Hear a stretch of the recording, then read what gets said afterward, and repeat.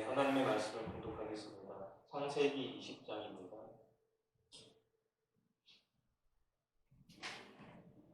창세기 20장 1절부터 6절까지입니다.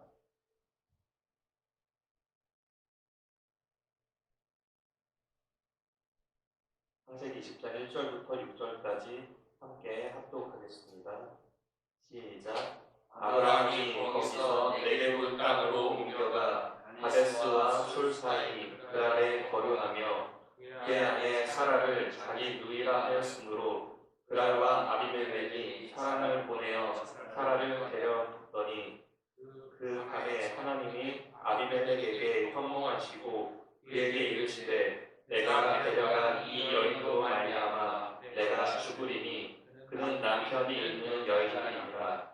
아비멜렉이 그 여인을 가까이 하지 아니하였으므로 그가 대답하되 주여 주께서 의로운 백성도 멸하시니까 그가 나에게 이는 내 누이라고 하지 아니하였나이까.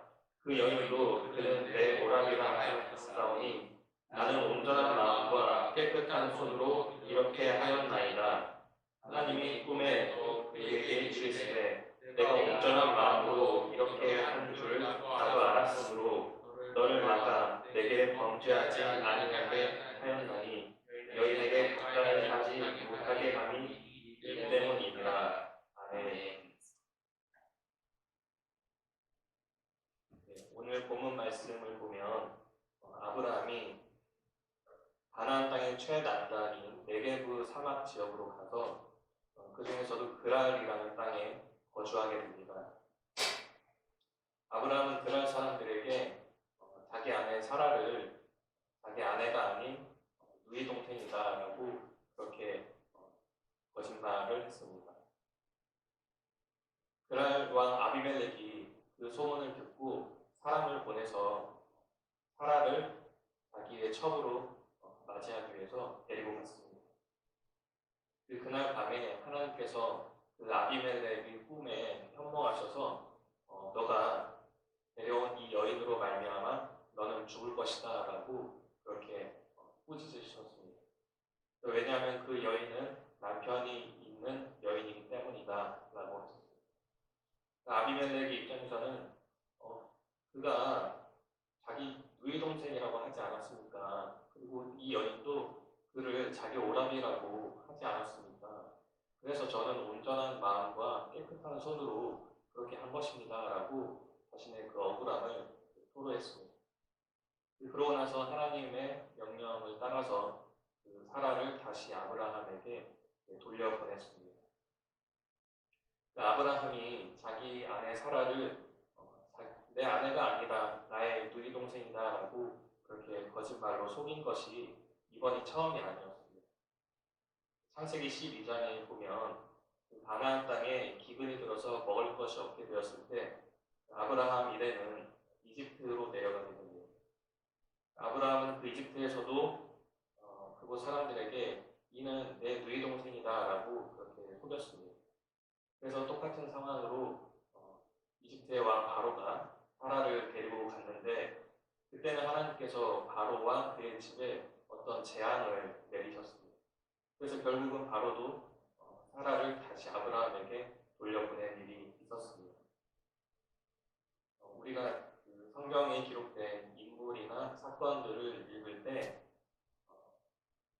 단지 그 어떤 도덕적인 그 교훈을 얻기 위한 그런 목적으로 읽게 되기도 하고 또는 누군가에게 도덕적인 교훈을 주기 위해서 그런 목적으로 사용하기도 합니다.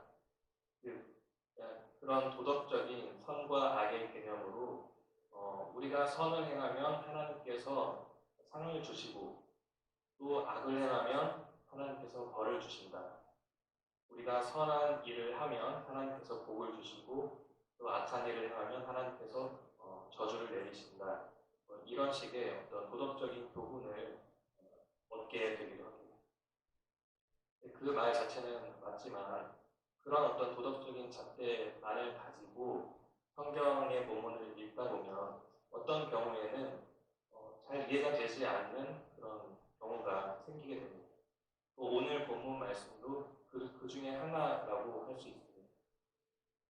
오늘 본문 말씀에서 아브라함은 거짓말을 했습니다.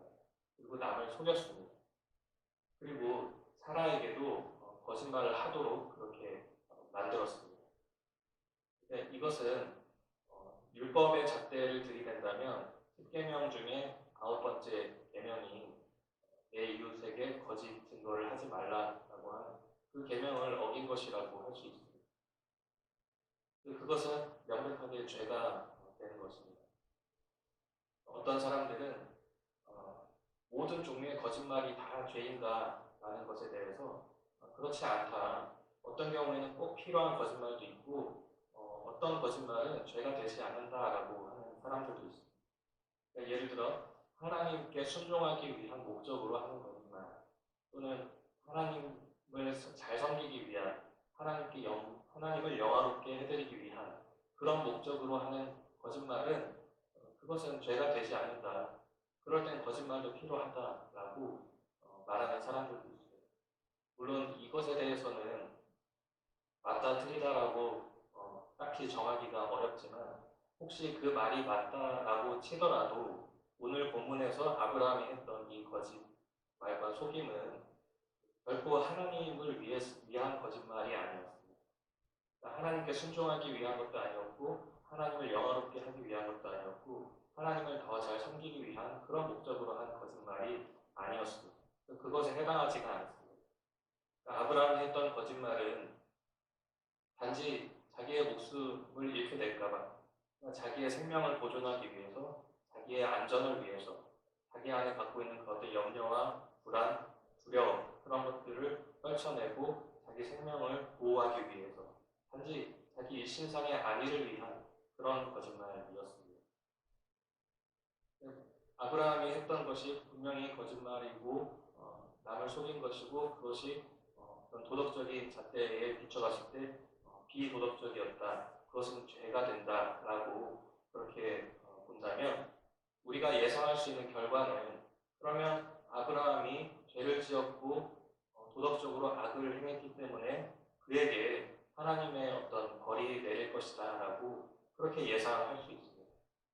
그러나 우리의 예상과 달리 하나님께서는 아브라함에게 어떤 재앙이나 진노, 벌을 내리신 것이 아니라 오히려 바로 왕에게 그리고 아비멜렉 왕에게 오히려 재앙을 내리시고 그들을 꾸짖으셨습니다. 그렇다면 그 바로 왕과 아비멜렉의 입장에서는 굉장히 억울할 수 있습니다. 그들은 하나님께 뭐 재앙을 받거나 벌을 받거나 꾸짖음을 당할 만한 그런 죄를 저지르지 않았습니다. 그들의 입장에서는 이렇게 말할 것입니다. 아니 아브라함이 분명히 자기 누이 동생이라고 하지 않았습니까? 아브라함도 그녀를 데려가는 것에 동의했고 그의 동의를 얻어서 이 여인이 정말로 처녀인 줄 알고 그리고 데려오지 않았습니까? 만약에 아브라함이 솔직하게 그는 내 아내입니다 라고 얘기했다면 그랬다면 그 여인을 데려오지 않았을 것입니다. 그렇기 때문에 내가 도대체 무슨 잘못을 했길래 나한테 왜 이러십니까? 라고 그렇게 억울해할 수 있습니다. 그렇다면 이런 말씀을 통하여서 우리는 성경을 통해서 무엇을 얻게 되는 것인가? 성경은 우리에게 무엇을 말해주는가? 어떤 사람들은 이렇게 이해할 수도 있습니다. 아브라함은 하나님을 믿는 사람이고 믿음의 사람, 하나님의 사람이고 바로 왕이나 아비멜렉 왕은 하나님을 믿지 않는 사람이니까 하나님께서는 무조건 하나님을 믿는 사람의 편을 들어주신다. 그래서 하나님을 믿는 사람은 어떤 거짓말을 하든 남을 속이든 사기를 치든 어떤 도덕적으로 선하지 못한 일을 행하든 무슨 짓을 하던 간에 하나님은 무조건 믿는 사람의 편을 들어주신다. 그래서 그가 잘못한 것도 다 용인해 주시고 용납해 주시고 덮어주시고 그리고 결과적으로는 오히려 더 좋은 그런 결과가 생기도록 그렇게 하나님께서 하신다. 편을 들어주신다. 그리고 바로왕이나 아비멜렉은 그들이 도덕적으로는 뭔가 잘못한 게 없을지라도 안 믿으니까 그냥 무조건 하나님은 미워하신다. 뭐 이런 식으로 이해하는 사람들도 있을 것입니다. 그렇지만 그것은 아닌 것 같습니다. 그렇게 될 경우에는 하나님께서 결코 공의롭지도 정의롭지도 못한 그런 하나님으로 만들어버리는 것입니다. 그렇다면 우리는 이것을 어떻게 이해해야 할까? 성경 전체에 통일된 어떤 주제는 바로 하나님은 누구이신가라는 것입니다. 우리는 성경을 읽을 때 하나님은 누구이신가라는 것을 발견하기 위해서 성경을 접근해야 합니다. 하나님께서 행하시는 일이 무엇인가, 그리고 그것을 통하여서 하나님은 어떤 분이신가, 하나님이 누구이신가라는 것에 초점을 맞추어서 성경을 이해하려고 해야 합니다. 그렇게 할 때 오늘 본문 말씀을 통해서 하나님은 누구이신가 라고 한다면 하나님께서는 당신께서 말씀하신 약속과 그리고 계획을 반드시 이루어 가시는 분이시다라는 것을 알 수 있습니다. 아브라함에게는 하나님께서 주신 약속이 있었습니다. 이미 하나님께서 그에게 말씀하신 그 약속이 있었는데 그것은 내가 너를 통하여서 큰 민족을 이루게 하겠다라는 것입니다.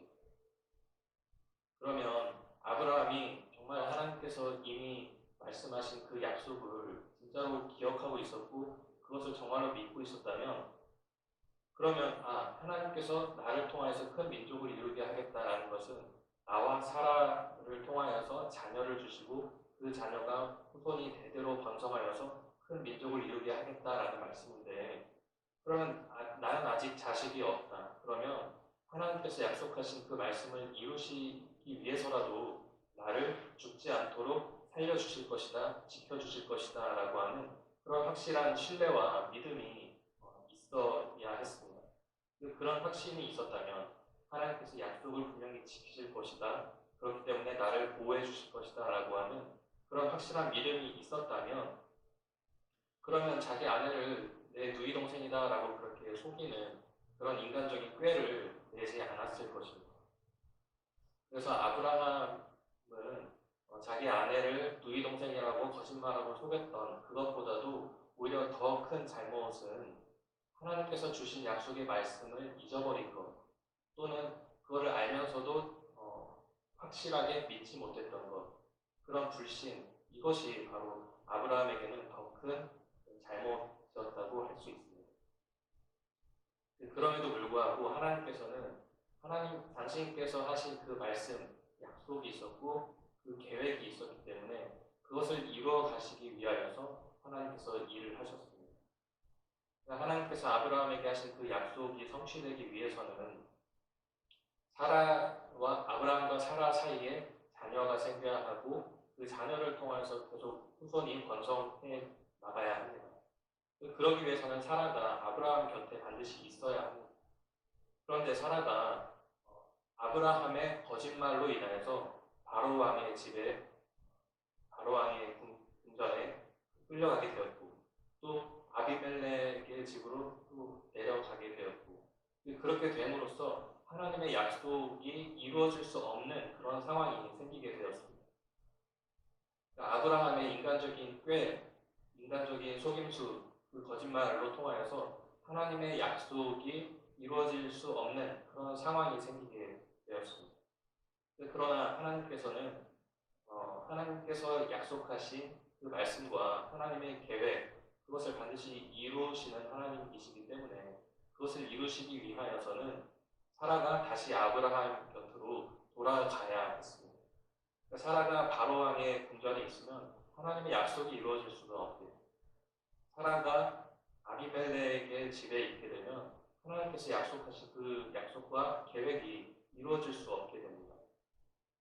그래서 하나님께서는 당신의 방법으로 역사하셔서 사라를 다시 아브라함의 품으로 돌아가게 하셨고 그 이유는 바로 하나님께서 아브라함에게 약속하신 그 약속과 계획들을 반드시 이루시기 위하여서 하나님께서 일하셨다라는 것입니다. 그래서 오늘 본문을 통하여서 하나님께서 행하신 일을 보고 그것을 통해서 하나님은 어떤 분이신가라는 것에 초점을 맞춘다면 하나님께서는 당신께서 말씀하신 그 약속과 계획을 반드시 이루어 가시는 분이시다라는 것을 우리가 알 따라서 오늘 본문의 이 말씀의 내용은 우리들 자신의 구원과도 연관이 되어 있습니다. 그러니까 하나님께서 행하신 이런 일들은 바로 우리 자신의 구원을 위한 것이었다라는 것입니다. 그러면은 아니 사라를 바로왕의 손에서 건져내시고 아브라함에게 다시 돌려보내신 것이 그것이 어떻게 우리 자신의 구원과 연관이 있단 말인가?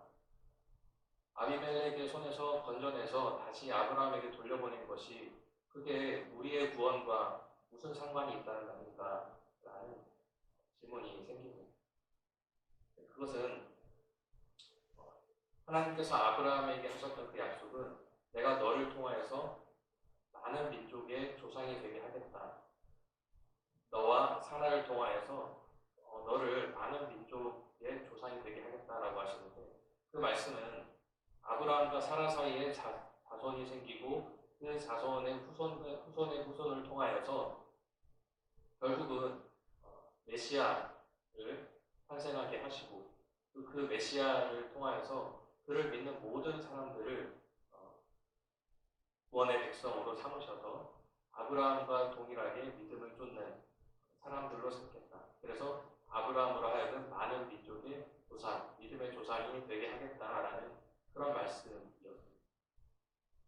그렇기 때문에 아브라함에게 하신 그 약속은 바로 그 약속이 성취됨을 통하여서 결국은 아브라함의 후손 중에서 메시아가 태어나게 하시고 그 메시아 그리스도 예수님을 믿는 많은 사람들로 하여금 아브라함과 함께 그 믿음을 따르는 하나님의 백성이 되게 하겠다라는 그런 구원의 큰 계획을 가지고 계셨습니다.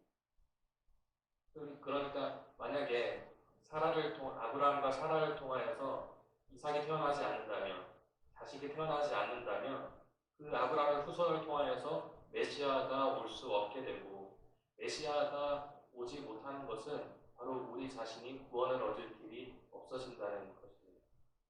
하나님께서 이와 같은 방법으로 신실하게 당신의 약속을 이루어 가셨기 때문에 결국 아브라함과 다윗의 자손으로 오신 메시아 예수 그리스도께서 이 땅에 오셨고 그 예수님을 통하여서 우리들이 구원을 받아서 아브라함을 따르는 그런 아브라함의 믿음을 따르는 그런 믿음의 사람으로서 하나님께 속하게 되었습니다. 그렇기 때문에 결국 하나님께서 이루어 가시는 그 약속과 그 계획들은 궁극적인 목적은 바로 우리들의 구원을 위한 것이었습니다.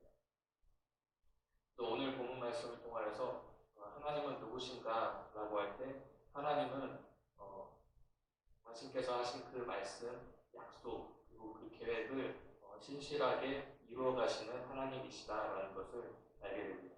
그리고 그렇게 행하시는 궁극적인 목적은 바로 우리들을 구원하기 위함이셨다. 우리들의 구원을 위함이다라는 것을 알 수 있습니다. 이렇게 신실하게 약속을 이루어 가시고 계획을 이루어 가심으로써 결국 우리의 구원을 이루셨고 또 완성시켜 나가시는 그 하나님을 우리는 높이고 찬양하고 섬기며 살아야 할 것입니다. 하나님께서는 정말로 약속을 신실하게 지키시고 결국 그것을 통해 우리를 구원하시는 신실하신 하나님이십니다. 그 하나님께서는 우리의 경배와 찬양과 높임을 받으시기에 합당하십니다. 그 하나님을 우리는 섬기고 또 경배하고 높여드리고 하나님을 날마다 찬양하며 살아가는